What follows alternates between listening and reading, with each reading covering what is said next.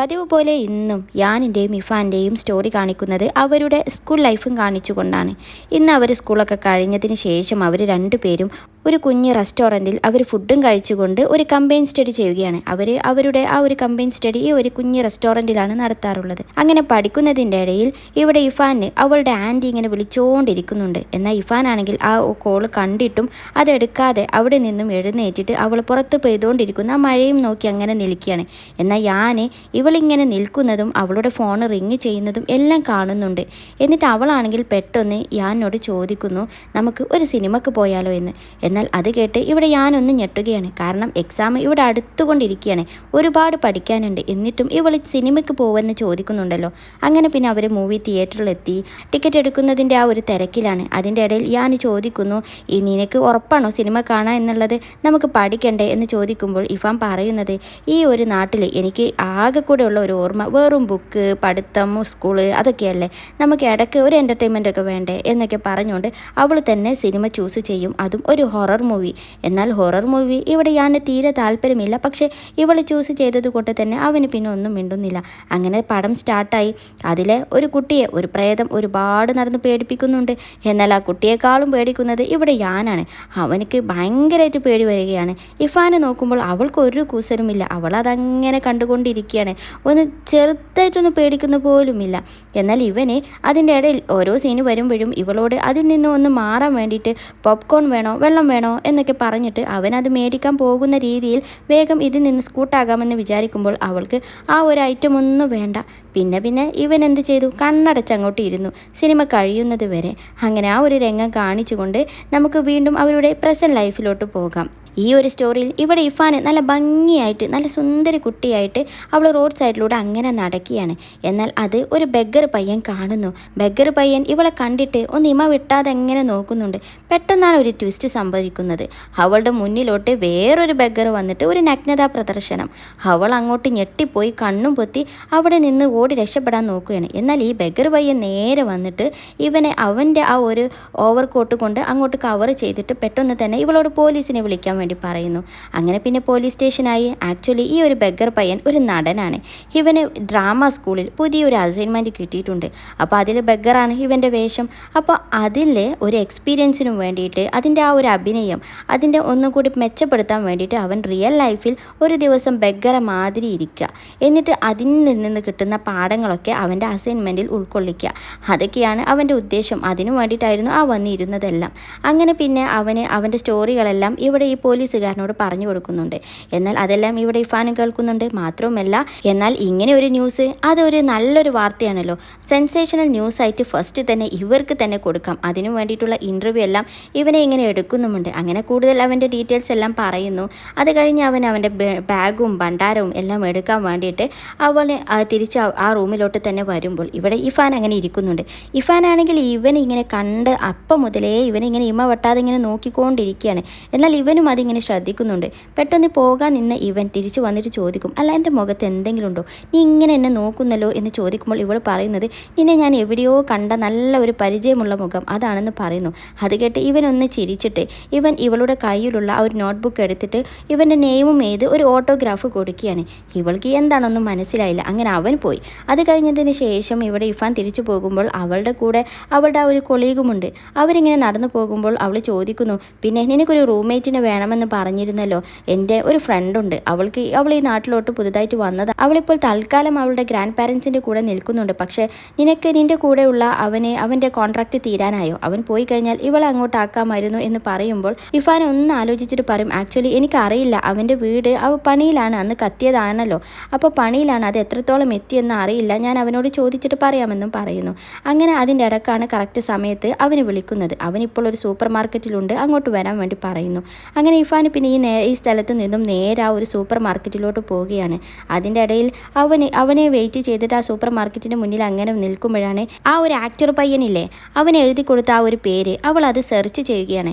എന്നാൽ ഇവൾക്ക് എവിടെയോ കണ്ട നല്ല പരിചയമുണ്ട്. അതിങ്ങനെ ഓർത്തെടുക്കുന്നതിൻ്റെ ഇടയിലാണ് ഇവിടെ ഞാൻ പെട്ടെന്ന് ചോദിക്കും, ഈ ഒരു പയ്യനാണോ നിൻ്റെ ടൈപ്പ് എന്ന് ചോദിക്കുന്നു. അത് കേട്ട് ഇഫാന് വേഗം അങ്ങോട്ട് ഫോൺ എടുത്തു വെക്കും. ശേഷം അവർ ഷോപ്പിങ്ങിലാണ്. എന്നാൽ അവനൊരു ട്രോളി എടുത്തിട്ടുണ്ട്. എന്നാൽ ഇഫാനും അവൻ്റെ പിന്നാലെ മറ്റൊരു ട്രോളി എടുത്തുകൊണ്ട് വരുന്നു. അതിൽ ഇവന് പറയും നമുക്ക് രണ്ടുപേർക്കും ഒരു ട്രോളി മതിയില്ലേ എന്ന് ചോദിക്കുമ്പോൾ ഇഫാൻ പറയും വേണ്ട, എനിക്ക് സെപ്പറേറ്റ് കുറച്ച് സാധനങ്ങൾ എടുക്കാനുണ്ടെന്നും പറയുന്നു. അങ്ങനെ അവർ ഷോപ്പിങ്ങിൻ്റെ ഇടയിൽ ഇവിടെ ഇഫാനെ ചോദിക്കുകയാണ് അവൻ്റെ ഇപ്പോഴത്തെ ആ ഒരു വീടിൻ്റെ പണി എന്തൊക്കെയായെന്ന്, അവൻ എപ്പോഴാണ് മൂവ് ചെയ്യുന്നതെന്ന് ചോദിക്കുമ്പോൾ ഇവന് ചോദിക്കും എന്നെ പുറത്താക്കാൻ എനിക്ക് അത്രയ്ക്ക് ധൃതിയായോ എന്ന് പറയുമ്പോൾ ഇവൾ പറയും അതല്ല, എനിക്ക് എൻ്റെ ഒരു കൊളീഗിൻ്റെ ഒരു ഫ്രണ്ട് വരാമെന്ന് പറഞ്ഞിട്ടുണ്ട് എന്നൊക്കെ പറഞ്ഞിട്ട് ആ ഒരു സ്റ്റോറി പറയുന്നു. അവൻ്റെ വീടിൻ്റെ പണി പെട്ടെന്ന് തന്നെ തീരുമെന്നും അവൻ പെട്ടെന്ന് പോകുമെന്നും പറയുന്നു. പക്ഷേ എക്സാക്റ്റ് ടൈം അറിയില്ലെന്നും പറയുന്നു. അങ്ങനെ പിന്നെ അവർ രണ്ടുപേരും രണ്ട് ദിശയിലോട്ട് ഷോപ്പിങ്ങിന് വേണ്ടിയിട്ട് അങ്ങനെ പോയിട്ടുണ്ടാകും. എന്നാൽ യാൻ്റെ പ്ലാൻ ആണെങ്കിൽ ഒരു കാർട്ടിൽ അവർ രണ്ടുപേരും ആവശ്യമുള്ള സാധനങ്ങളിട്ട് അങ്ങനെ ബില്ലാക്കുക എന്നാണ്. അപ്പോഴാണല്ലോ ഇവിടെ ഇഫാൻ ട്വിസ്റ്റ് ആക്കിയത്. എന്നാൽ ഇവൻ എന്ത് ചെയ്യും, ആ ഒരു കാർട്ട് മറ്റൊരാൾക്ക് അവിടെ ആവശ്യക്കാരനായ മറ്റൊരു ടീമിന് കൊടുത്തിട്ട് അവളുടെ അടുത്തോട്ട് പോവുകയാണ്. അവളാണെങ്കിലോ അവൾക്ക് വേണ്ട സാധനങ്ങളെല്ലാം ആ ഒരു സെക്ഷനിൽ പോയിട്ട് ഏറ്റവും ചീപ്പറായിട്ടുള്ള ഏറ്റവും ഭയങ്കര ഓഫറിലുള്ള അത്രക്കും നല്ല ഓഫറിലുള്ളത് മാത്രമേ അവൾ ചൂസ് ചെയ്യുകയുള്ളൂ. എന്നിട്ട് അതെല്ലാം അവൾ കാൽക്കുലേറ്റർ വെച്ച് കാൽക്കുലേറ്റ് ചെയ്തിട്ട് അത്രക്കും ഓഫറുള്ളത് മാത്രമേ എടുക്കുന്നുള്ളൂ. എന്നാൽ ഇതെല്ലാം ഇവിടെ ഞാൻ കണ്ടിട്ട് ചോദിക്കും നീ എന്താ എക്സാമിന് വല്ലതും പ്രിപ്പയർ ചെയ്യണോ, ഇത്രയും കാൽക്കുലേറ്റ് ചെയ്ത് എടുക്കാൻ മാത്രം. എന്നിട്ട് അവന് തന്നെ അതിലെ ഏറ്റവും ബെസ്റ്റ് ഓഫറൊന്നും നോക്കാതെ ക്യാഷൊന്നും നോക്കാതെ അവൻ എടുക്കുന്നു. ഇവൾക്ക് പിന്നെ അവൻ അങ്ങനെ എടുത്തത് കൊണ്ട് തന്നെ വേറൊരു ഓപ്ഷൻ ഇല്ലാതെ അവൻ്റെ പിന്നാലെ പോകുന്നു. പിന്നെ അവൾ ഓരോ സാധനവും അതിൻ്റെ റേറ്റും കാര്യങ്ങളും എല്ലാം നോക്കുന്നുണ്ട്. ഇവനാണെങ്കിൽ അവൾ തൊടുന്നതെല്ലാം അവൾ കാണാതെ ആ ഒരു കാർട്ടിലോട്ടും ഇടുന്നു. അങ്ങനെ സാധനങ്ങൾ എടുത്ത് അവസാനം ഒരു പ്രൊമോഷൻ്റെ ഭാഗത്തെത്തുന്നു. ഒരു പെൺകുട്ടി അവിടെ സൂപ്പർ മാർക്കറ്റിലോട്ട് വന്ന ഒരു ഫ്രഷ് ആയിട്ടുള്ള ചെറീസ് അവൾ പ്രൊമോട്ട് ചെയ്ത് അവിടെ കൊടുക്കുകയാണ്. എന്നിട്ട് ഇവനോട് പറയും ഇന്ന് വന്നതാണ്, ഭയങ്കര ഫ്രഷാണ്, ഒന്ന് ടേസ്റ്റ് ചെയ്ത് നോക്കൂ, നിങ്ങളുടെ ഭാര്യയ്ക്ക് എന്തായാലും ഇഷ്ടപ്പെടും എന്ന് പറയുന്നു. എന്നാൽ അത് കേട്ട് ഇഫാനെ ഒന്ന് നോക്കുന്നുണ്ട്. എന്നിട്ട് അങ്ങോട്ട് വന്ന ഇഫാനോട് പറയും നീ ഇതൊന്ന് ടേസ്റ്റ് ചെയ്ത് നോക്കുമോ. അങ്ങനെ ഇഫാന് വന്നപ്പോൾ ഇവളെ കണ്ടിട്ട് ഈ പെൺകുട്ടി പറയും നിങ്ങളുടെ ഭാര്യയെ കാണാൻ നല്ല ഭംഗിയുണ്ടെന്ന് പറയുമ്പോൾ ഞാൻ അവളെ ഒന്ന് നോക്കി ചിരിച്ചിട്ട് അവിടെ നിന്ന് പോകും. എന്നാൽ അവൾ ഇത് കേട്ട് ഞെട്ടിയിട്ട് ഞാൻ അവൻ്റെ ഭാര്യയല്ല എന്നൊക്കെ പറയാൻ വേണ്ടി ശ്രമിക്കുന്നു. അങ്ങനെ അവസാനം ബില്ലിങ്ങിൻ്റെ സെക്ഷൻ എത്തി. അപ്പോഴും ഇഫാന് ഇവർ രണ്ടുപേരും ആവശ്യമുള്ളതെല്ലാം ഒരേ കാർട്ടിലാണല്ലോ ഇട്ടിരിക്കുന്നത്. അപ്പോൾ അവരവരുടെ സാധനങ്ങളെല്ലാം അവൾ സെപ്പറേറ്റ് ചെയ്യുകയാണ്. സെപ്പറേറ്റ് ബില്ലാക്കിയാൽ പിന്നെ ഇത് കിടന്ന് കാൽക്കുലേറ്റ് ചെയ്ത് ഡിവൈഡ് ചെയ്ത് കൊടുക്കണ്ടല്ലോ അതിനു വേണ്ടിയിട്ട്. എന്നാൽ ഇവളിങ്ങനെ സെപ്പറേറ്റ് ചെയ്യുന്നത് കണ്ടിട്ട് തന്നെ അതൊന്നും മൈൻഡാക്കാതെ അവനെല്ലതും കൂടെ ഒറ്റക്കാക്കിയിട്ട് അങ്ങോട്ട് ബില്ലാക്കാൻ വേണ്ടി പറയുന്നു. അതിൽ അവൾ പറയുന്നുണ്ട് ഇത് ഭയങ്കര ബുദ്ധിമുട്ടായിരിക്കും, പിന്നെ നമുക്ക് സെപ്പറേറ്റ് ആക്കി കാൽക്കുലേറ്റ് ചെയ്യാൻ എന്ന് പറയുമ്പോൾ അവനൊന്നും മിണ്ടുന്നില്ല. പിന്നെ അവൾ പറയും എന്നാൽ ഓക്കെ നമുക്ക് വീട്ടിലെത്തിയിട്ട് ഇതാക്കാം. എന്നാൽ ഇവരുടെ ഇടയിൽ വേണ്ട എന്ന് അവളെ തന്നെ ഒന്ന് പറയുന്ന രീതിയിലാക്കുന്നു. അങ്ങനെ പിന്നെ സാധനങ്ങളൊക്കെ എല്ലാം മേടിച്ച് അവർ പുറത്ത് വരുമ്പോൾ പുറത്ത് നല്ല മഴ. ആക്ച്വലി ഇഫാൻ്റെ അടുത്ത് കൂടെ ഉണ്ടായിരുന്നു, പക്ഷെ അവളുടെ അടുത്ത് ആ കാർട്ടിൽ വെച്ച് മറന്നിട്ടുണ്ടാകും. ഞാൻ കാർട്ടിലുള്ള കൂടെ എടുക്കാൻ വേണ്ടിയിട്ട് പോകുന്നു. അങ്ങനെ ഇവൾ പുറത്ത് ഇങ്ങനെ നിൽക്കുമ്പോഴാണ് പെട്ടെന്ന് നമ്മുടെ ആക്ടർ പയ്യൻ അവളുടെ മുന്നിലോട്ട് ഒരു കുടയും ചൂടി വരുന്നത്. എന്നിട്ട് അവളോട് ചോദിക്കും നിൻ്റെ അടുത്ത് കൂടെയില്ലേ, എന്നാൽ ഞാൻ ഇന്നെ വീട്ടിലോട്ട് ഡ്രോപ്പ് ചെയ്ത് തരാമെന്ന് പറയുന്നു. എന്നാൽ ഇവളിങ്ങനെ അന്തം വിട്ട് നിൽക്കുന്നതിൻ്റെ ഇടയിലോട്ടാണ് ഞാൻ ഇവളുടെ കുടയും എടുത്തുകൊണ്ട് നേരെ ഇവനെയും തട്ടിത്തെറിപ്പിച്ചിട്ട് അവൾക്ക് ചൂടിക്കൊടുക്കുന്നത്. എന്നിട്ട് ഞാൻ പറയും തൽക്കാലം അവളെ വീട്ടിൽ കൊണ്ടാക്കാൻ ഞാനുണ്ടെന്നും പറഞ്ഞുകൊണ്ട് അവളെയും കൊണ്ട് പോവുകയാണ്. എന്നിട്ട് പോകുമ്പോൾ ചോദിക്കും ആരാണ് ആ പയ്യനെന്ന്. അതിൽ ഇവൾ പറയും ഞാൻ ഇന്ന് രാവിലെ കണ്ടതാണ്, പക്ഷെ അവന് നല്ല മുഖപരിചയം, എവിടെയാണ് കണ്ടതെന്ന് എനിക്കൊരു ഓർമ്മയും കിട്ടുന്നില്ല എന്ന് പറയുമ്പോൾ ഞാൻ പറയും അങ്ങനത്തെ ആൾക്കാരെ സൂക്ഷിക്കണം, നല്ല ഫെമിലിയർ ആയിട്ട് അവർ നമ്മളോട് പെരുമാറും, എന്നാലും അവർ ഡേഞ്ചറസ് ആണ് എന്നൊക്കെ പറഞ്ഞുകൊണ്ട് ഒരു ചെറിയ ഉപദേശം അവിടുന്ന് കൊടുക്കുന്നു. അങ്ങനെ വീട്ടിൽ തിരിച്ചെത്തി. ഞാനാണെങ്കിൽ കുറച്ച് മഴയൊക്കെ കൊണ്ടതുകൊണ്ട് തന്നെ അവൻക്ക് ചെറുതായിട്ടൊന്ന് കോൾഡ് പിടിച്ചിട്ടുണ്ട്. അത് മനസ്സിലാക്കിയ ഇഫാന് അവൻക്ക് നല്ലൊരു ചൂട് കോഫി ഉണ്ടാക്കി കൊടുക്കുകയാണ്.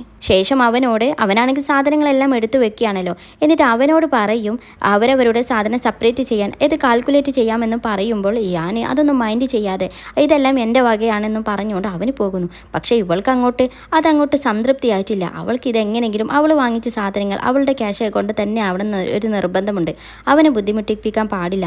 അതുകൊണ്ട് തന്നെ അതിലുള്ള ബില്ല് വെച്ചിട്ട് അവൾ സാധനങ്ങളെല്ലാം സെപ്പറേറ്റ് ചെയ്ത് ഡിഫറൻ്റ് ആയിട്ട് ഇങ്ങനെ കാൽക്കുലേറ്റ് ചെയ്യുകയാണ്. അതിൻ്റെ ഇടയിൽ ഞാൻ പറയുന്നു ഒരു മൂവി കാണാൻ ഭയങ്കര ഇൻട്രസ്റ്റ്, നല്ലൊരു ഹൊറർ മൂവി സജസ്റ്റ് ചെയ്യുമോ എന്ന്.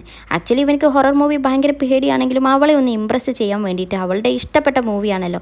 അങ്ങനെ പിന്നെ ഇവളിങ്ങനെ ഓരോന്ന് ഓർത്തുകൊണ്ടിരിക്കുകയാണ് ഏത് മൂവിയാണ് പറയുക എന്ന്. എന്നാൽ ഇവർ രണ്ടുപേരും പണ്ട് കണ്ട ആ ഒരു തിയേറ്ററിൽ പോയി കണ്ട ആ ഒരു മൂവി തന്നെ പ്ലേ ചെയ്യുന്നു. എന്നിട്ട് ഇവനാണെങ്കിലോ അത് കാണുമ്പോൾ പേടിച്ചിട്ട് എന്നാൽ മുഖത്ത് കാണിക്കാത്ത രീതിയിൽ അങ്ങനെ കഷ്ടപ്പെട്ടിരുന്ന് കാണുകയാണ്. ഇവളാണെങ്കിലോ പെട്ടെന്ന് ലൈറ്റ് അങ്ങോട്ട് ഓഫ് ചെയ്യും. അത് കണ്ട് ഇവൻ ആകെ ഒന്ന് ഞെട്ടിപ്പോയി. ആക്ച്വലി ഇവൻ ആകെ തന്നെ പേടിച്ചു കൊണ്ടിരിക്കുകയാണ്. അതിൻ്റെ ഇടയിലാണ് ലൈറ്റും ഓഫ്. അവൾ നോക്കുമ്പോൾ അവൾ പറയും ഈ ഒരു സിനിമ നല്ല ആംബിയൻസ് കിട്ടണം എന്നുണ്ടെങ്കിൽ നല്ല ഇരുട്ട് വേണം, എന്നാലേ കാണാൻ രസമുണ്ടാകുള്ളൂ എന്ന് പറയുന്നു. എന്നാൽ ഇവളെ ഇമ്പ്രസ് ചെയ്യണമല്ലോ, ഇവന് കഷ്ടപ്പെട്ടിട്ട് അതൊക്കെ അംഗീകരിക്കും. പിന്നെ ഒരു സമയത്ത് പ്രേതം പ്രത്യക്ഷപ്പെടാനായ സമയത്താണ് പെട്ടെന്ന് ഇവനക്കൊരു മെസ്സേജ് അങ്ങോട്ട് വരുന്നത്. ഇവൻ്റെ കയ്യിൽ നിന്ന് ഫോൺ വരെ തെറിച്ചു പോയി. നോക്കിയപ്പോഴോ ആ മെസ്സേജ് ഇവൾ കാൽക്കുലേറ്റ് ചെയ്ത് രണ്ട് ബില്ലാക്കിയിട്ടുണ്ട്. ആ പൈസ ഇവനാണല്ലോ മൊത്തം കൊടുത്തത്. എന്നാൽ അവളുടെ പൈസ ഇവൾ ട്രാൻസ്ഫർ ചെയ്ത് കൊടുത്തതാണ്. ശേഷം ഇവൾ ആ മൂവി കണ്ടിട്ട് ഇരുന്ന് ചിരിക്കുകയാണ് ഓരോ തവണ പ്രേതം വരുമ്പോഴും. എന്നാൽ ഇവന് ചോദിക്കും നിനക്കെന്താ ചിരിയാണോ വരുന്നതെന്ന് പറയുമ്പോൾ നോക്ക് ആ സിനിമയിൽ ആ പ്രേതം എന്തൊക്കെയോ മൈദപ്പൊടി പോലത്തെ ഒരുപാട് പൊടികളൊക്കെ വാരി തേച്ച ഒരു പ്രകൃതം ലോ ബഡ്ജറ്റ് മൂവിയാണെന്ന് തോന്നുന്നു. പിന്നെ ഇതിലെ ഫൈറ്റ് സീനിലൊക്കെ അതിൻ്റെ മുഖത്ത് നിന്ന് ആ പൊടികൾ വീഴുന്നതും നമുക്ക് കാണാമെന്നൊക്കെ പറയുമ്പോൾ ഇവന് ഒന്നും അറിയാത്തതുപോലെ നീ ഈ മൂവി കണ്ടിട്ടുണ്ടോ എന്ന് ചോദിക്കുമ്പോൾ അവൾ പറയും നിനക്ക് ഓർമ്മയില്ലേ, നമ്മൾ പണ്ട് സ്കൂൾ ടൈമിൽ പോയിരുന്ന് കണ്ട ആ ഒരു മൂവിയാണ് എന്ന് പറയുമ്പോൾ ഇവൻ ചോദിക്കും അല്ല നമ്മൾ മൂവിയൊക്കെ കണ്ടിട്ടുണ്ടോ, എനിക്കതൊന്നും ഓർമ്മയില്ല എന്ന് പറയുന്നു. ഇവൻ ഭയങ്കര ആറ്റിറ്റ്യൂഡ് ഇടലാണ്. കാരണം ഇവനക്കൊന്നും ഓർമ്മയില്ല, ഇവനെല്ലാം മറന്നു എന്ന് കാണിക്കുകയാണ്. പക്ഷേ ഇവളുടെ അറിയാലോ ഇവളുടെ ആ ഒരു ഓർമ്മകളെല്ലാം തിരികെ കൊണ്ടുവരാനാണ് ഇവൻ ശ്രമിക്കുന്നത്. അങ്ങനെ ഇങ്ങനെ കണ്ടുകൊണ്ടിരിക്കുമ്പോഴാണ് പെട്ടെന്ന് ഇവൾക്കൊരു ഓർമ്മ. ഇവൾ പെട്ടെന്ന് ആ ഒരു മൂവി അങ്ങോട്ട് പോസ് ചെയ്യും. അതും നല്ലൊരു കറക്റ്റ് പോസ് തന്നെ. എന്നിട്ട് അവൻ്റെ ആ ഒരു ആക്ടർ പയ്യൻ്റെ ആ ഒരു ബയോഡാറ്റ ഇങ്ങനെ തപ്പുകയായിരുന്നല്ലോ. എന്നിട്ട് പെട്ടെന്ന് ഈ ഒരു ഫോട്ടോ കണ്ടപ്പോൾ അവനെ ഒന്ന് അങ്ങോട്ട് ഓർമ്മയായി. നോക്കിയപ്പോൾ കറക്റ്റ് ഈ ഒരു പയ്യൻ തന്നെയാണ് അവൻ. ഞാനാണെങ്കിൽ ഇവനെ ഈ ഒരു മുഖവും ആ ഒരു മുഖം വെച്ചിട്ട് ഇങ്ങനെ നോക്കിയാണ്, നീ ഈ ഒരു ഫോട്ടോ വെച്ചിട്ട് അവനെ കണ്ടുപിടിച്ചല്ലോ എന്നൊക്കെ പറഞ്ഞിട്ട് അങ്ങനെ ഇഫാൻ അത് ആരാണെന്ന് പിടികിട്ടി. അങ്ങനെ അത് കഴിഞ്ഞിട്ട് ഇഫാൻ പറയാം അവൾ കിടക്കാൻ പോവുകയാണെന്ന് പറഞ്ഞുകൊണ്ട് പോകാൻ നിൽക്കുമ്പോൾ ഇവിടെ ഞാൻ ഓൾറെഡി പേടിച്ചുകൊണ്ടിരിക്കുകയാണല്ലോ. എന്നിട്ട് അവളും കൂടി പോകുന്നത് കാണുമ്പോൾ കൂടുതൽ പേടിയായി. പെട്ടെന്ന് അവന് ഭയങ്കര ആറ്റിറ്റ്യൂഡ് ഇട്ട് തന്നെ അവളെ വിളിക്കുന്നു, അവളോട് ഇവിടെ ഇരിക്കാൻ വേണ്ടി പറയുന്നു. അങ്ങനെ പിന്നെ അവൾ ചോദിക്കുന്നു എനിക്കെന്താ പേടിയൊന്നുണ്ടോ എന്ന്. പേടിയോ എനിക്കോ, അതും ഇത് കണ്ടിട്ടോ, അതൊന്നുമല്ല, വെറുതെ ഒറ്റയ്ക്കിരുന്ന് കാണുമ്പോൾ ഒരു ബോർ, കൂട്ടിനൊരാളുണ്ടാകുമ്പോൾ അതൊരു രസമല്ലേ എന്ന് പറയുന്നു. അങ്ങനെ പിന്നെ അവളും ഇരിക്കും. എന്നാൽ ഓരോ സീന് വരുമ്പോഴും ഇവൻ്റെ മുഖത്തുള്ള എക്സ്പ്രഷനും എല്ലാം കാണുമ്പോൾ ഇവൾക്ക് ഏകദേശം കാര്യം മനസ്സിലായി ഇവനക്ക് നല്ല പേടിയാണെന്ന്. എന്നാൽ ഇവൻ അറിയാതെ ഇവൻ്റെ അടുത്തോട്ട് ഇവൾ കുറച്ച് ക്ലോസ് ആയിട്ട് ഇരിക്കുന്നുണ്ട്, ഇച്ചിരി പേടിയൊക്കെ പോയി കിട്ടാൻ വേണ്ടിയിട്ട്. അത് ഇവനെ നോട്ട് ചെയ്യുന്നുമുണ്ട്. എന്നാൽ ഇവൾ അതിന് പറയുന്ന മറുപടി അത് കണ്ടപ്പോൾ എനിക്കെന്തോ ചെറിയ ഭയം തോന്നുന്നു, അതിനാണ് ഞാൻ എൻ്റെ അടുത്തോട്ട് വരുന്നതെന്ന് പറയുന്നു. അത് കേട്ടപ്പോൾ ഞാൻ കുറച്ച് ആശ്വാസമായി, ഇവൾക്കും കുറച്ച് പേടിയുണ്ടല്ലോ. പിന്നെ അവൻ പറയും നീ പേടിക്കണ്ട, ഞാൻ എൻ്റെ അടുത്തുണ്ടല്ലോ എന്ന് പറഞ്ഞിട്ട് ഭയങ്കര ധൈര്യവാന്മാരുടെ തിരി ഇരിക്കുകയാണ്. അത് കേട്ട് ഇവൾക്ക് ഭയങ്കര ചിരി വരികയാണ്. അവൻ കാണാതെ ചിരിക്കുന്നു. അങ്ങനെ ആ ഒരു രംഗമൊക്കെ കഴിഞ്ഞിട്ട് അങ്ങനെ അവർ കിടന്നുറങ്ങി. പിന്നെ പിറ്റേ ദിവസം ഇഫാൻ അവൾക്ക് ഇന്ന് ഓഫ് ഡേ ആണ്. അങ്ങനെ അവൾ പുറത്ത് വന്നപ്പോഴാണ് ഇവിടെ അവൻ എങ്ങോട്ടോ പോകാൻ വേണ്ടിയിട്ട് ഒരുങ്ങിയാണ്. ചോദിക്കുമ്പോൾ അവനിക്കിന്നൊരു ജോബ് ഇൻ്റർവ്യൂ ഉണ്ടെന്ന് പറയുന്നു. അത് കേട്ട് ഇവൾ ചോദിക്കും അപ്പോൾ നിൻ്റെ കഫേ?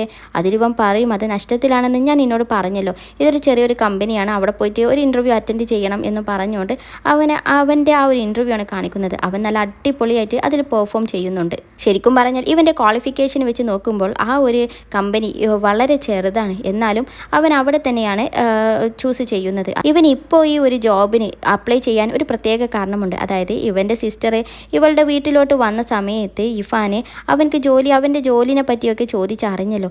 അതിൽ പിന്നെ ഇവനക്ക് മനസ്സിലായി അവൻ്റെ ജോലിയെ പറ്റി അവൾക്ക് ചെറിയൊരു കൺസേൺ ഉണ്ട്, അതിനെപ്പറ്റി ചെറിയൊരു ടെൻഷനുണ്ട് എന്നൊക്കെ ഇവനക്ക് മനസ്സിലായി. അപ്പോൾ ജോലി അത്യാവശ്യമാണ് എന്നതുകൊണ്ട് തന്നെയാണ് ഇവൻ തൽക്കാലം ഒരു ജോലി എന്ന രീതിയിൽ ഇങ്ങോട്ട് വരുന്നത്. ഇനി അടുത്ത സീനിൽ ഹോൻ്റെ ഗ്രാൻഡ് മദർ ഇവിടെ ഇഫാൻ്റെ ഫ്രണ്ടിനെ വിളിച്ചിരിക്കുകയാണ് ഒരു ഓർഡർ ഉണ്ടെന്നും പറഞ്ഞിട്ട്. അങ്ങനെ ഇഫാൻ്റെ ഫ്രണ്ട് വരുമ്പോൾ ഈ മുത്തശ്ശി അവൾക്കൊരു ടാസ്ക് കൊടുക്കുകയാണ്. അതും സീക്രട്ടായിട്ടാണ് പറയുന്നത്. ആക്ച്വലി ഈ ഒരു മുത്തശ്ശനും സെപ്പറേറ്റഡ് ആണല്ലോ. മുത്തശ്ശനെ ഭയങ്കര ഇഷ്ടമാണ്. മുത്തശ്ശനാണെങ്കിലോ കണ്ണി കണ്ടുള്ള എല്ലാ പെണ്ണുങ്ങളുടെ പിന്നാലെയും കൊഞ്ചലും കുഴലും ഒക്കെയാണ്. അപ്പോൾ അതിനെപ്പറ്റി ഒന്ന് അന്വേഷിക്കാനാണ് ഈ ഒരു ടാസ്ക്. എന്നാൽ ഇഫാൻ്റെ ഫ്രണ്ടാണെങ്കിലോ ഇഫാനെയും കൂട്ടിയിട്ടാണ് അങ്ങോട്ട് വന്നിരിക്കുന്നത്. അങ്ങനെ അവരൊരു പാർക്കിലെത്തുന്നു. പാർക്കിലാണെങ്കിൽ കുറച്ച് പ്രായമായ ആളുകളുണ്ട്. അവരുടെ ഒരു എക്സസൈസ് എന്ന രീതിയിൽ ഒരു കുഞ്ഞ് ഡാൻസ് ഒക്കെയാണ് അവിടെ നടക്കാൻ പോകുന്നത്. എന്നാൽ ഇഫാനും ഇഫാൻ്റെ ഫ്രണ്ടും ഇത് ഓർഗനൈസ് ചെയ്യുന്ന അതിലെ ലീഡറിനോട് തനിക്കും അതിൽ പാർട്ടിസിപ്പേറ്റ് ചെയ്യണമെന്ന് പറയുമ്പോൾ ആ ഒരു പ്രായമായ സ്ത്രീ പറയും നിങ്ങൾ യങ്സ്റ്റേഴ്സ് അല്ലേ, ഇത് പ്രായമായവർക്കുള്ളതാണ് എന്നൊക്കെ പറയുന്നു. അപ്പോഴാണ് ഈ മുത്തശ്ശനെ ഇവർ അപ്പം കാണുന്നത് പോലെ കിടന്ന് കാണിക്കുന്നത്. ആക്ച്വലി മുത്തശ്ശൻ ഇവിടെ ഉള്ളത് കൊണ്ടാണല്ലോ വന്നത്. എന്നിട്ട് മുത്തശ്ശനാണെങ്കിലോ ഇവരെ കണ്ടപ്പോൾ ഇഫാൻ്റെ ഫ്രണ്ടിനെ കണ്ടപ്പോൾ എൻ്റെ മരുമകളെ എന്നൊക്കെ പറഞ്ഞുകൊണ്ട് അഭിസംബോധന ചെയ്യുന്നുണ്ട്. അതിൽ ഇത് കേട്ട ഇഫാൻ ആകെ ഒന്ന് ഞെട്ടുകയാണ്. കാര്യം ചോദിക്കുമ്പോൾ നീ ഇപ്പം മിണ്ടാതിരിക്കുക, എല്ലാം ഞാൻ പറഞ്ഞു തരാമെന്ന് പറയുന്നു. ഇവൾ പറയുന്നുണ്ട് മുത്തശ്ശ ഞങ്ങളുടെ കല്യാണം കഴിഞ്ഞിട്ടൊന്നുമില്ലല്ലോ, പിന്നെ എന്തിനാ എന്നെ അങ്ങനെ വിളിക്കുന്നതെന്ന് പറയും. അങ്ങനെ മുത്തശ്ശനോട് ചോദിക്കുകയാണ് നിങ്ങളുടെ ഈ ഒരു ഡാൻസിൽ ഞങ്ങളെയും കൂട്ടുമോ എന്നൊക്കെ. അങ്ങനെ പിന്നെ മുത്തശ്ശൻ്റെ റെക്കമെൻഡേഷൻ കൂടി ഇവരും ആ ഒരു ഡാൻസിൽ പാർട്ടിസിപ്പേറ്റ് ചെയ്യുകയാണ്. എന്നാൽ മുത്തശ്ശനെ ആ ഒരു കോംബോ ആയിട്ട് കിട്ടിയിരിക്കുന്നത് അവരുടെ ആ ഒരു ഇഫാൻ്റെ ഫ്രണ്ടിനെ തന്നെയാണ്. എന്നാൽ അതിൽ ആ മുത്തശ്ശനക്ക് അത്ര അങ്ങോട്ട് ത്രില്ലില്ല. അത് മരുമകളല്ലേ, അതിൽ പിന്നെ ഇവൾക്ക് ഡാൻസ് അറിയില്ല എന്നൊക്കെ പറഞ്ഞിട്ട് മുത്തശ്ശൻ ആളെ മാറ്റണമെന്ന് പറയുന്നു. എന്നാൽ നേരെ ഇഫാനെയാണ് കിട്ടുന്നത്. അതിന് ഇഫാനെ കിട്ടിയപ്പോൾ മുത്തശ്ശന് ഭയങ്കര സന്തോഷമായി. ചെറിയൊരു കോഴിയാണ് മുത്തശ്ശൻ. അങ്ങനെ പിന്നെ അവർ നല്ല അടിപൊളിയായിട്ട് ഡാൻസ് ഒക്കെ ചെയ്യുന്നുണ്ട്. അത് കഴിഞ്ഞിട്ട് ഈ മുത്തശ്ശനും ഇഫാനും കൂടി ഇങ്ങനെ നടന്ന് സംസാരിക്കുകയാണ്. മുത്തശ്ശൻ ഇഫാനോട് ചോദിക്കും, നിനക്ക് ബോയ് ഫ്രണ്ട് ഉണ്ടോ എന്നൊക്കെ. അതിൽ അവളില്ലെന്ന് പറയുമ്പോൾ, നീ ഇപ്പോഴും സിംഗിളാണോ? പക്ഷേ എൻ്റെ പേരക്കുട്ടിയാണെങ്കിൽ അവൻ ഓൾറെഡി കമ്മിറ്റഡായി.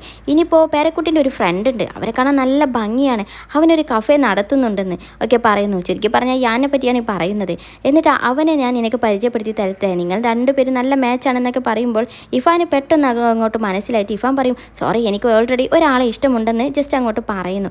അത് കേട്ട് ഈ മുത്തശ്ശൻ പറയും, ഓ അങ്ങനെയാണോ, എന്നാൽ നീ പെട്ടെന്ന് തന്നെ നിൻ്റെ ഇഷ്ടം പറയണം, എന്നിട്ട് നിങ്ങൾ പെട്ടെന്ന് തന്നെ ഒരുമിക്കണം, അല്ലെങ്കിൽ പിന്നീട് ലൈഫ് ഒരുപാട് അങ്ങോട്ട് ആയിക്കഴിഞ്ഞാൽ നിങ്ങളുടെക്ക് ആ ഒരു കുറ്റബോധം വരാൻ പാടില്ല എന്നൊക്കെ പറഞ്ഞിട്ട് മുത്തശ്ശൻ്റെ അനുഭവം വെച്ചിട്ട് എന്തോ പറയുന്നത് പോലെ ഭയങ്കര ഇമോഷണലായിട്ട് പറയുകയാണ് ആ ഒരു കുറ്റബോധത്തിൻ്റെ കാര്യം. അത് കേട്ട് ഇവളൊന്ന് ഞെട്ടിയിട്ട്, നിങ്ങൾക്ക് മുത്തശ്ശനിക്ക് എന്തെങ്കിലും കുറ്റബോധം ഉണ്ടോ എന്ന് ചോദിക്കുമ്പോൾ മുത്തശ്ശൻ ആ സബ്ജക്റ്റ് പെട്ടെന്ന് അങ്ങോട്ട് മാറ്റും. അങ്ങനെ പിന്നെ ഇഫാനും ഫ്രണ്ടും കൂടി സംസാരിക്കുകയാണ്. ഇഫാൻ്റെ ഫ്രണ്ടിന് ഇന്ന് കിട്ടിയ ആ ഒരു ടാസ്കിനെ പറ്റിയൊക്കെ അവളിങ്ങനെ എക്സ്പ്ലെയിൻ ചെയ്ത് കൊടുക്കുന്നുണ്ട്. അതിൻ്റെ ഇടയിലാണ് മുത്തശ്ശൻ അവിടെ കൂടിയിരിക്കുന്ന ആ സ്ത്രീകളോടായിട്ട് പറയുന്നത്, നമുക്കെല്ലാവർക്കും കൂടി ഒരു കോഫി കുടിക്കാൻ പോയാലോ, എൻ്റെ ട്രീറ്റ് ആണെന്ന് പറയുന്നു. അത് കേട്ടതും ഈ ഒരു ഫ്രണ്ട് പെട്ടെന്ന് ചാടി എണീറ്റിട്ട് ഞാനും കൂടെ വന്നോട്ടെ മുത്തശ്ശ എന്ന് ചോദിക്കുമ്പോൾ അങ്ങനെ അവരെയും ഇൻവൈറ്റ് ചെയ്യുന്നു. അങ്ങനെ എല്ലാവരും കൂടി ഇരുന്ന് ഒരു കഫേയിൽ ഇരുന്ന് ചായയൊക്കെ കുടിക്കുന്നതിൻ്റെ ഇടയിൽ ഈ മുത്തശ്ശനാണെങ്കിലോ ഈ ഒരു സ്ത്രീയെ ഭയങ്കരമായിട്ട് കെയർ ചെയ്യുന്നുണ്ട്. എന്നാൽ അതെല്ലാം ഇഫാൻ്റെ ഫ്രണ്ട് ഇവിടെ ഇങ്ങനെ കാണുന്നുണ്ട്. പിന്നെ ഓരോ സാധനം അവർക്ക് സ്പെഷ്യലായിട്ട് കൊടുക്കുമ്പോൾ അവൾ അതിലെല്ലാം ഇടപെട്ട് ആ സാധനങ്ങളൊക്കെ മേടിക്കുന്നു. എന്നാലും ഇവളുടെ ഒരു കൺട്രോളിൽ നിന്നൊന്നും അവർ വരുന്നില്ല. ആ സ്ത്രീയും ഈ മുത്തശ്ശനെ നന്നായിട്ട് മിസ്യൂസ് ചെയ്യുന്നത് പോലെയുണ്ട്. അങ്ങനെ അതെല്ലാം കണ്ടുകൊണ്ടിരിക്കുകയാണ്. എന്നാൽ അതേ സമയത്ത് ഇവിടെ മറ്റൊരു രംഗം, ഇവിടെ ഞാനാണെങ്കിലോ അവൻ്റെ ഇൻ്റർവ്യൂ എല്ലാം കഴിഞ്ഞിട്ട് അവൻ്റെ ഒരു റിസൾട്ടിന് വേണ്ടിയിട്ട് വെയിറ്റ് ചെയ്തുകൊണ്ടിരിക്കുകയാണ്. എന്നാൽ ഹോനും അതേ കമ്പനിയിലാണ് വർക്ക് ചെയ്യുന്നത്. ഹോനാണ് ഈ ഒരു ഇൻ്റർവ്യൂ അറേഞ്ച് ചെയ്ത് കൊടുത്തത്. അങ്ങനെ അവന് ഭയങ്കര സന്തോഷത്തോടെ അവനിക്ക് ഈ ജോലി കിട്ടി എന്നൊക്കെ വന്ന് പറയുന്നു. ഏതായാലും നിനക്ക് ജോലിയൊക്കെ കിട്ടിയതല്ലേ, ഒരു ട്രീറ്റ് വേണം എന്നും പറഞ്ഞിട്ട് നമുക്ക് ഈ ഇഫാൻ്റെ ഫ്രണ്ടിനെ വിളിക്കാം നമ്മുടെ കൂടെ കൂട്ടാൻ എന്നൊക്കെ പറഞ്ഞിട്ട് ഇവനിക്ക് ആക്ച്വലി അവളോടൊരു ക്രഷ് ഉണ്ട് ഇപ്പോൾ ഇഫാൻ്റെ ഫ്രണ്ടിനോട്. അപ്പോൾ ഇവരിങ്ങനെ കൂടുമ്പോൾ അവളെയും കൂട്ടാമെന്ന് പറഞ്ഞുകൊണ്ട് അവളെ വിളിക്കുകയാണ്. അവളാണെങ്കിലോ ഇവിടെ മുത്തശ്ശനെ ഇപ്പോൾ നോക്കിക്കൊണ്ടിരിക്കുകയാണല്ലോ. ആസ് യൂഷ്വൽ അവളെ വിളിക്കുമ്പോൾ അവൾ ഇഫാനും കൂടെ ഉണ്ടെന്ന് പറയുമ്പോൾ ഇവൻ പറയും എന്നാൽ ഇഫാനെയും കൂട്ടിക്കോ എന്ന് പറയുന്നു. എന്നാൽ അത് കേട്ട് ഇവിടെ ഞാൻ ഒന്ന് സ്റ്റക്കാകും. കാരണം അതുവരെ ഞാൻ ഈ ഒരു പാർട്ടിനോടൊന്നും ഒരു താല്പര്യമില്ലായിരുന്നു. എന്നാൽ ഇഫാനും കൂടെ ഉണ്ട് എന്ന് അറിഞ്ഞപ്പോൾ അവർ എവിടെയാണ് അറേഞ്ച് ചെയ്യുന്നത് എന്നെല്ലാം കേട്ടതിന് ശേഷം അവന് ഭയങ്കര ആറ്റിറ്റ്യൂഡ് ഇട്ട് തന്നെ അവിടുന്ന് പോകുന്നു. എന്നാൽ ഇവനാണെങ്കിലോ ഒരു പാർട്ടി ഉണ്ടെന്ന് പറഞ്ഞിട്ട് ഇയാൻ്റെ അടുത്ത് നിന്ന് അങ്ങനത്തെ ഒരു റിപ്ലൈ ഒന്നും കിട്ടിയിട്ടില്ലല്ലോ. അവൻ വരുമോ ഇല്ലയോ, പാർട്ടി ഉണ്ടോ ഇല്ലയോ എന്നൊന്നും. അതിലിവൻ ചോദിക്കുന്നുണ്ട്, നീ ഓക്കെ അല്ലേ, പാർട്ടിക്ക് വരൂലേ എന്ന് ചോദിക്കുമ്പോഴും ഞാനൊന്നും മറുപടി പറയാതെ അവിടെ നിന്ന് പോവുകയാണ്. ഇവിടെ ഇവരാണെങ്കിലും മുത്തശ്ശൻ്റെ പിന്നാലെ ഇൻവെസ്റ്റിഗേഷൻ്റെ ഭാഗമായിട്ട് നിൽക്കുകയാണല്ലോ. മുത്തശ്ശന് അങ്ങനെ അവരിങ്ങനെ ഓരോന്നും ഇങ്ങനെ ഒളിഞ്ഞ് കേൾക്കുന്നുണ്ട് ഇവർ സംസാരിക്കുന്നതെല്ലാം. അതിൻ്റെ ഇടയിലോട്ടാണ് ഹോനിൻ്റെ ആ ഒരു മെസ്സേജ് വരുന്നത്. അവനോട് ആക്ച്വലി ഇവർ ഇതെല്ലാം പറഞ്ഞിട്ടുണ്ട്. അപ്പോൾ അവനെ നേരിട്ട് കാണാൻ വേണ്ടി വരികയാണ്. അങ്ങനെ പിന്നെ ഇവർ ബാത്റൂമിലോട്ട് പോകാനുണ്ട് എന്നും പറഞ്ഞുകൊണ്ട് ഇവരുടെ നിന്നും എല്ലാം സ്കൂട്ടാകും. എന്നിട്ട് ഇവങ്ങോട്ട് വന്ന ഹോനിന് ഇവൾ ഇതെല്ലാം കാണിച്ചു കൊടുക്കുന്നു. ആ ഒരു സ്ത്രീ ഉണ്ടല്ലോ, അവരാണ് മുത്തശ്ശനെ പിന്നാലെ കൂടിയിരിക്കുന്നത് പിടിവിടാതെ എന്നൊക്കെ പറഞ്ഞിട്ട് പരസ്പരം അങ്ങനെ കാണിച്ചു കൊടുക്കുന്നൊക്കെ ഉണ്ട്. അത് കഴിഞ്ഞിട്ട് നേരെ പിന്നെ ഇവർ ആ ഒരു ഫുഡ് കഴിക്കാൻ വേണ്ടി പോവുകയാണ്, ആ ഒരു പാർട്ടി. എന്നാൽ പാർട്ടിയിൽ ഇവിടെ ഞാനില്ല. ഹോനാണെങ്കിലോ ഗ്രാൻഡ് പാൻ്റെ ആ ഒരു ഇഷ്യൂവിൽ ഭയങ്കര ടെൻസ്ഡാണ്. എന്നിട്ട് അവൻ്റെ വിഷമങ്ങളെല്ലാം ആ ഒരു ടെൻഷനെല്ലാം ഇവിടെ എല്ലാവരോടും ഇങ്ങനെ പറയുന്നുണ്ട്. എന്നിട്ട് അവന് പറയും, ആക്ച്വലി ഞാൻ ഇതൊരു സെലിബ്രേഷൻ പാർട്ടി ആയിട്ടായിരുന്നു വിചാരിച്ചിരുന്നത്. ഞാനില്ലേ അവർക്ക് ജോലി കിട്ടിയിട്ടുണ്ട്, അപ്പോൾ അവൻ്റെ വക ട്രീറ്റ് എന്നൊക്കെയായിരുന്നു വിചാരിച്ചിരുന്നത്.